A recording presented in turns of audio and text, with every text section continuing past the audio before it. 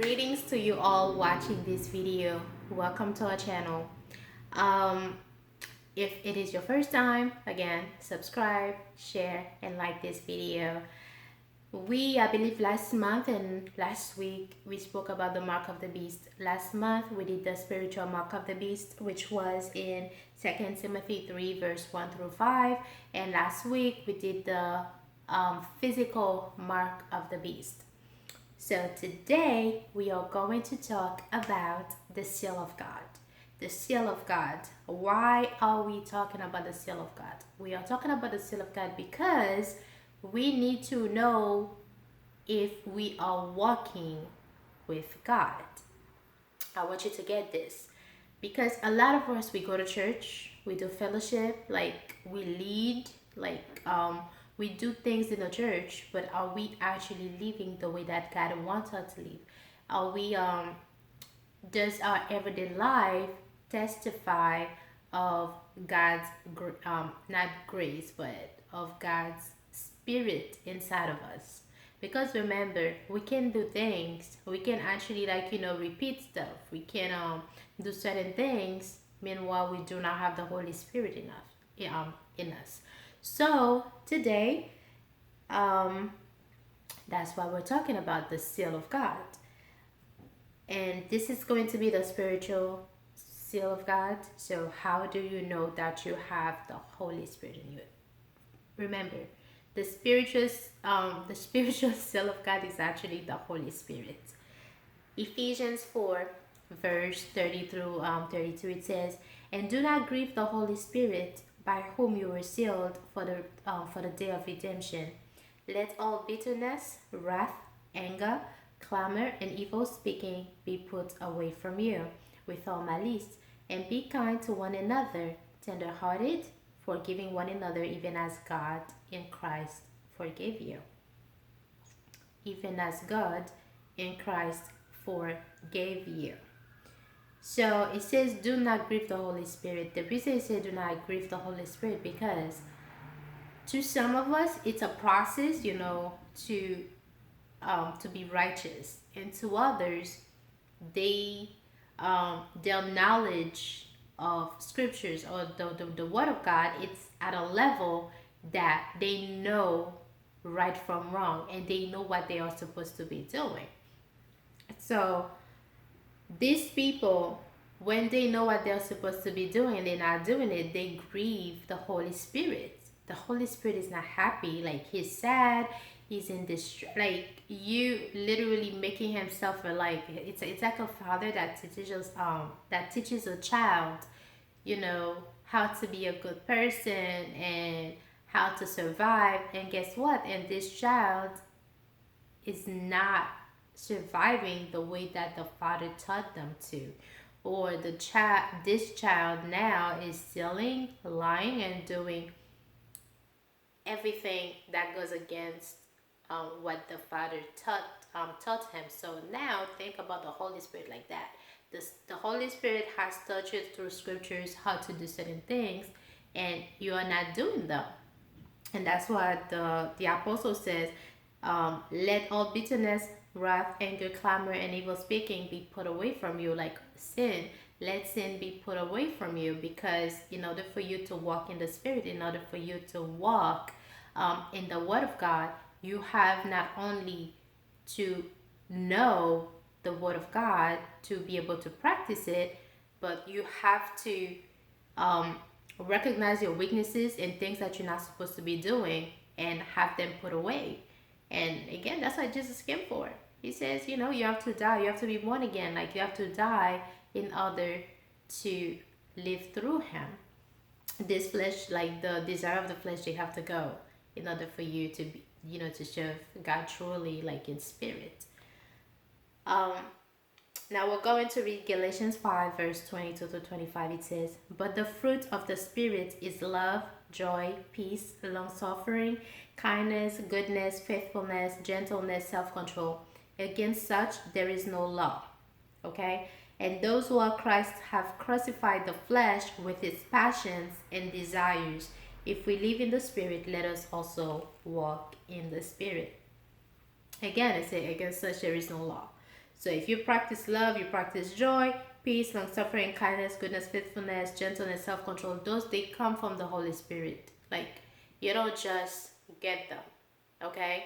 Um, they come from the Holy Spirit, and that's why like I always talk about Christians and non-Christians. You have some people that are not Christians now that practice these things, and are you gonna tell them that they don't have the seal of God? They do. They do.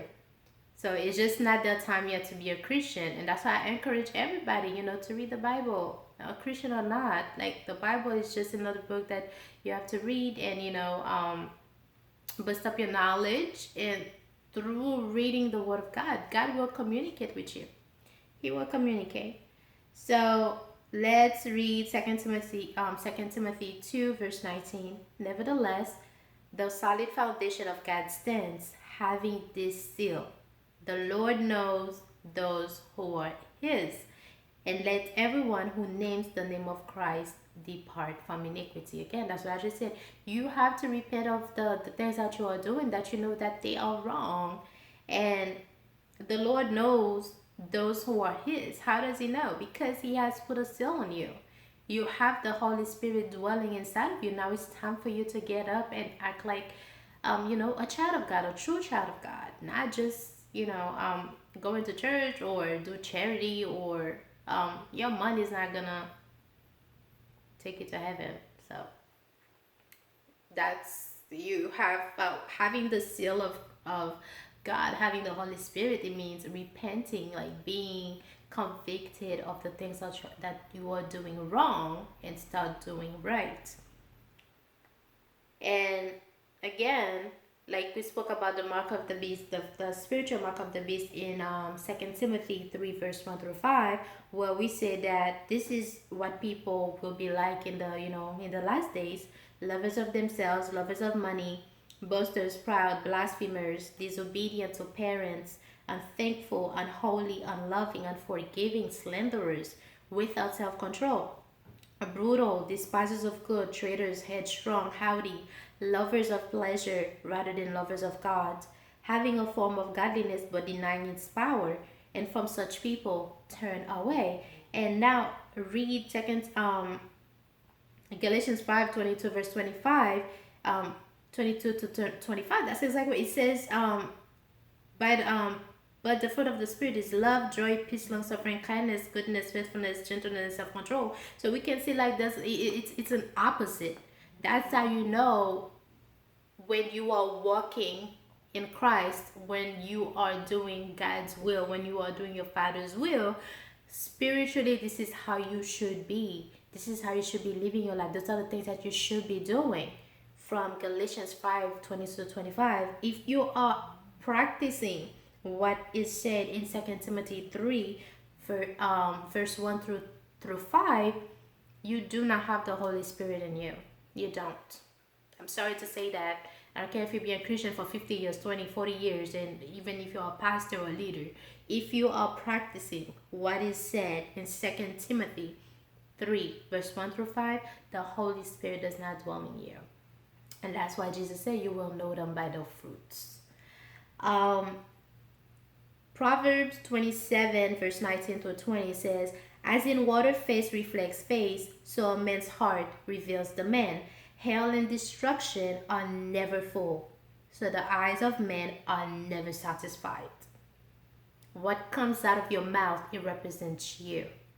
The thoughts that you are having, like, they're you, and you have to try to get these thoughts away so they don't become actions.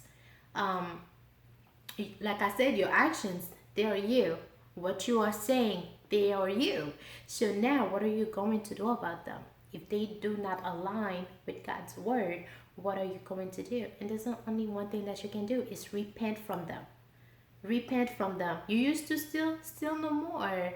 Get a job. It's not easy because you are going to need a support system, but it is possible. God, like Jesus said, he didn't come for the righteous. He came for the unrighteous. He didn't come for the healthy. He came for the sick. He didn't come for people roaming free. He came for the slaves. like people in jail, people in prison. So think about it. If you already have it good, now it's time for you to make it better. To um, he died for you on the cross. So now make it better. And those of you who have not accepted Christ, what is stopping you? Trying him, it is not going to hurt. It is not going to hurt. And he gives you the choice. It is not going to hurt. And he came for you. That's who he came for. He came for the sinners, not the righteous ones. The righteous ones, like, they're already what they're supposed to be. They just have to stay rooted in the word. But those of you out there that do not know Jesus Christ, never have any experience with him, ask him. Say, God, I want to experience you. I want to know you. Have your spirit dwell in me. Have your spirit visit me today. So I don't know. That's all I could say. As in water face reflects face, so a man's heart reveals the man. So now it's time you go in and analyze yourself and ask yourself, do I have the Holy Spirit in me? And if I do, am I walking in the Spirit? Am I walking the way that God wants me to walk? God bless you. Thank you for watching this. Please share.